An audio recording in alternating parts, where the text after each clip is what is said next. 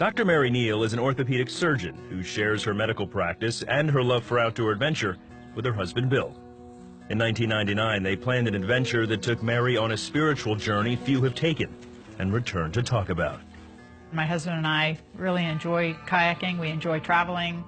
We speak Spanish. We've traveled internationally a number of times. And so for my husband's birthday, I said, okay, this is the year we're going to do it. So we went to Chile for a vacation to kayak. After a week of kayaking, Bill sat out the final day with a sore back. Mary and the rest of their group kayaked through a treacherous stretch of the river. This is a section of river that's very well known for its waterfalls. These are drops of 10 to 15 feet, 20 feet maybe, which for an experienced kayaker is not a crazy thing. I went over the main drop, and as I crested over the drop, I could see the tremendous turbulence and tremendous volume. And as I hit the bottom of the drop, the front end of my boat became pinned.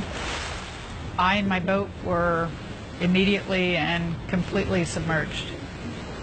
The volume and force of the water was such that I was absolutely pressed to the front deck of the boat. And I couldn't move my arms even back far enough to reach my spray skirt, let alone push myself out. Mary was stuck. The only thing she could do was pray. I very sincerely asked that God's will be done, and I meant it. I didn't say, oh, please come and save me. I really meant it. I asked for God's will to be done, and at the moment I asked that, I was overcome by a very physical sensation of being held and comforted and reassured that everything was fine, that my husband would be fine, my 4 young children would be fine, regardless of whether I lived or died. And I believe that Christ was holding me when I was still in the boat and was the one reassuring me. After several minutes of searching, the group leaders realized Mary was trapped under the falls. They came out on the rocks and they kept trying to get to the boat, but the force and the volume of the water was such that they just kept being flushed through. I mean, they just couldn't get to me.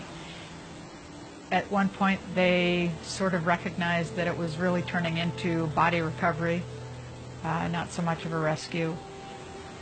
My body was being sucked over the front deck, and so what that meant is when it got to my knees bent back on themselves, and I could feel that, and I'm an orthopedic surgeon. I analytically was thinking, well, feels like my tibia probably broke, but I wasn't screaming. I didn't have pain.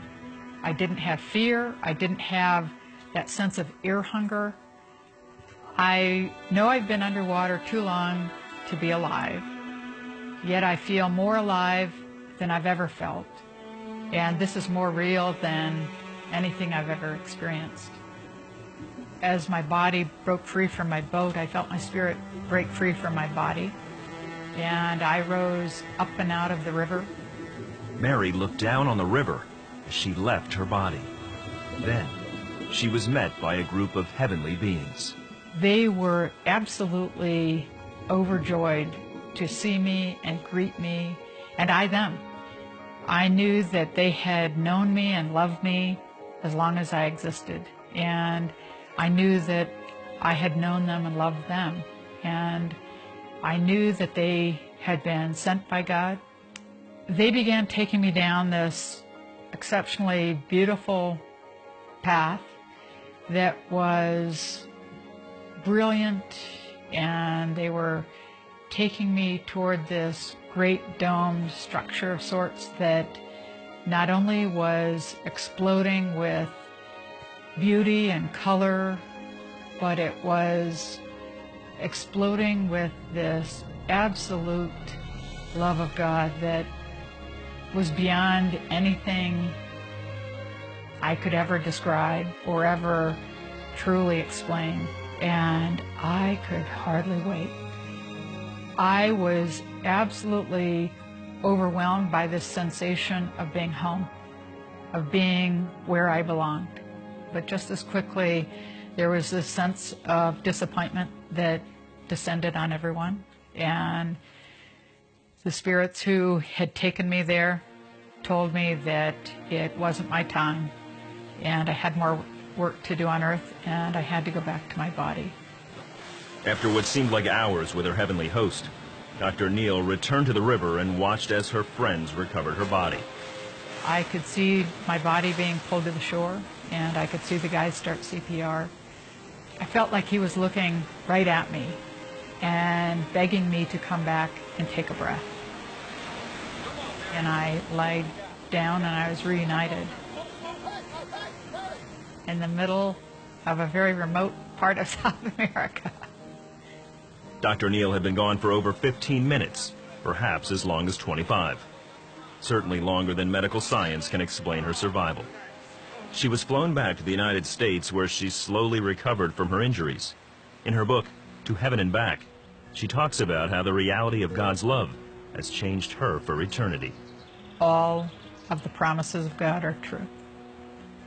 God loves each and every one of us and really is there and is working in each and every one of our lives. That love is everything. If we truly could accept that, I mean, it changes everything. It changes the way you view every moment of every day. The fact that there really is life after death profoundly changes the way you approach every moment.